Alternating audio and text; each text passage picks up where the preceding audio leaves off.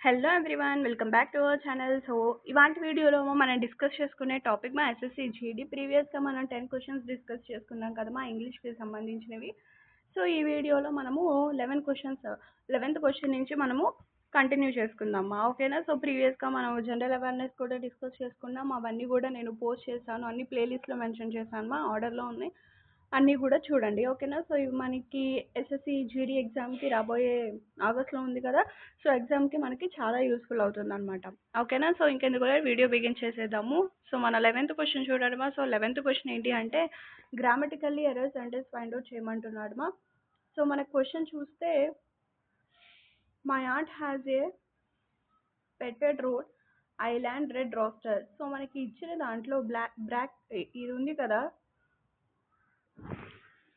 So ఇక్కడ మనకి island red roster అన్నాడు కదా. సో మనకి బ్రాకెట్లో అంటే అండర్లైన్ సెంటెన్స్లో ఉన్నది మనము కరెక్ట్ చేయాలమ్మా, ఓకేనా? సో మనకి హ్యాజ్ ఎ పెట్ దగ్గర హ్యాజ్ ఎ పెటెడ్ దగ్గర మనకి హ్యాజ్ ఎ పెట్ అనేది రావాలి, ఓకేనా? నెక్స్ట్ చూసుకుంటే మనకి నో ఎర్రర్ ఫైండ్ అవుట్ చేయమన్నాడు. సో మనకి the health agency has encouraging people around the world to wash their hands regularly. So encourage దగ్గర నుంచి ఇదంతా కరెక్ట్గానే ఉంది. ఇక్కడ హ్యాజ్ అనేది తప్పు, మనకి ఎర్రర్, ఓకేనా? సో హ్యాజ్ అనేది మనకి తప్పు కాబట్టి the health agency has encourage అనేది రాంగ్ అనమాట, ఓకే? నెక్స్ట్ చూసుకుంటే మనకి appropriate Manasa is not than Mamata. So మనకి కంపేర్ చేస్తున్నాం కాబట్టి టాలర్ టాలెస్ట్, ఓకేనా? సో టాలర్ అనేది రావాలి, సో టాలర్. నెక్స్ట్ చూసుకుంటే మనకి ఆపోజిట్ మీనింగ్ అడుగుతున్నాడు మా. యాంటీపతికి ఆపోజిట్ వర్డ్ ఏంటి అంటే లవ్, ఓకేనా? యాంటీపతి ఆపోజిట్ వర్డ్ లవ్. నెక్స్ట్ చూసుకుంటే మనకి సినానిమ్ అడుగుతున్నాడు మా. ఎనర్వేట్ యొక్క సినానిమ్ ఏంటి అంటే డివిటలైజ్, ఓకేనా? డివిటలైజ్. నెక్స్ట్ మనకి ప్యాసేజ్ ఇస్తున్నాడు మా, ఓకేనా? సో ప్యాసేజ్ క్వశ్చన్స్ అనమాట. The causes of bipolar disorder are not completely understood but it often dash to be hereditary. అంటే హెరిడేటరీ అంటే అపియర్స్, సో కనిపిస్తుంది అనమాట, ఓకేనా?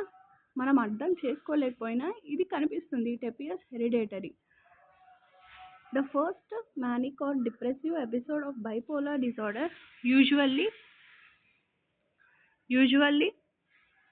dash in the teenage years or early adulthood.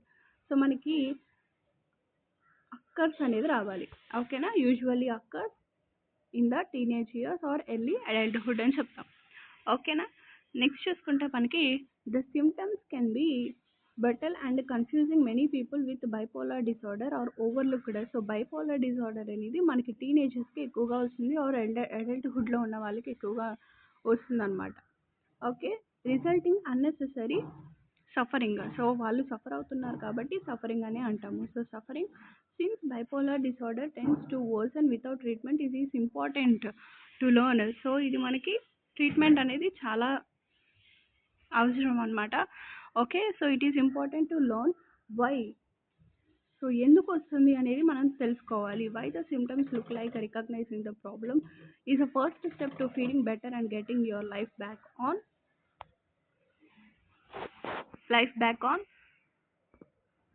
Track.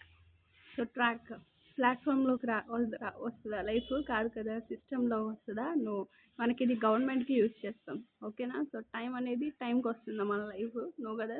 Track అంటే ఒక వేలో వెళ్తుంది, ఓకేనా? సో మన లైఫ్ కూడా ఒక ట్రాక్ వస్తుంది, ఒక కొలిక్ వస్తుంది అంటారు కదా.